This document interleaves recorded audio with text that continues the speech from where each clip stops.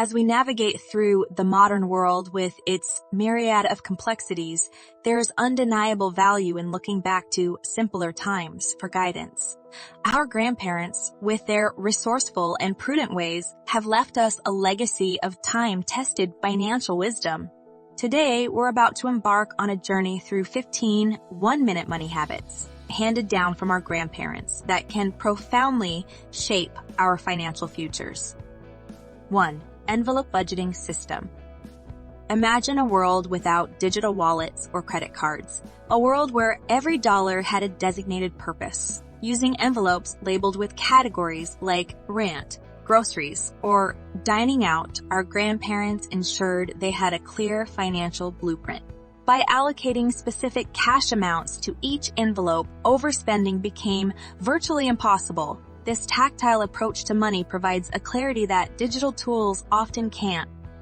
2. The art of mending. Throwaway culture. Not in grandma's time. A small tear or a missing button didn't mean the end for a piece of clothing. A needle, some thread, and a few minutes could bring garments back to life. This wasn't merely about being thrifty. It was a philosophy of valuing and extending the lifespan of belongings. 3. The magic home-cooked meals. Grandma's kitchen wasn't just a source of mouth-watering aromas. It was a hub of savings. Cooking at home using fresh and basic ingredients meant fewer restaurant bills, not to mention the health benefits and familial bonds strengthened around the dinner table. 4. The humble coin jar. We'll get to that in a second. I have a favor to ask of you. If you like this video so far, please subscribe to the channel. Small acts can lead to significant accumulations. Emptying pockets of spare change into a jar at the end of each day might seem trivial, but over time, these bits can fund a nice little vacation or cover unexpected expenses. 5. The reuse philosophy.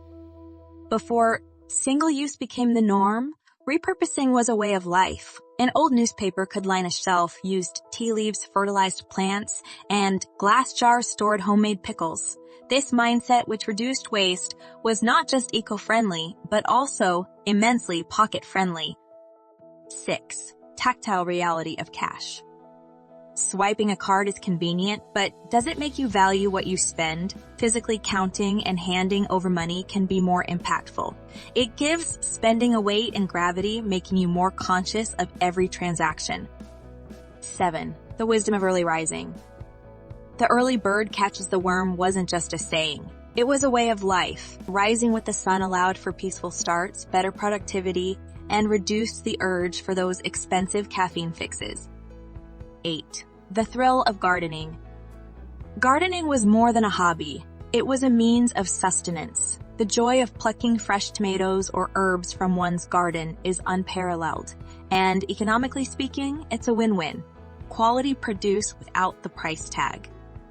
9. Handmade over store-bought gifts. Gifts from the heart, not the store, were treasured. Whether it was a knitted scarf, a handwritten letter, or a jar of homemade jam, the personal touch often outshone even the most expensive presents. 10. Reflective financial reviews. Periodically, our grandparents would lay out bills, receipts, and ledgers, meticulously going through them. This wasn't obsession. It was a practice of being informed, spotting patterns, and adjusting accordingly. 11. The pause before purchase.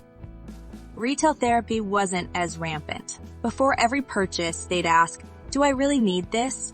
Often, after some deliberation, many items would find themselves back on the shelf. 12. Good old-fashioned walking. Automobiles weren't always as accessible, and walking was a primary mode of transportation. This simple practice provided free exercise, fresh air, and considerable savings on commuting costs. 13. Borrowing, the original sharing economy. Instead of buying books, tools, or dishes for a one-time event, borrowing was common. This fostered community ties and saved a lot of money and space. 14. Grandma's green cleaning.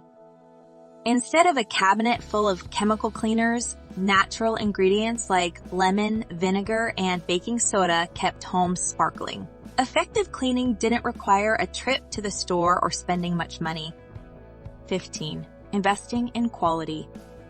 The initial expense of a high-quality item often paid off in its durability and longevity. Instead of repeatedly buying and replacing, investing in well-made goods meant long-term savings.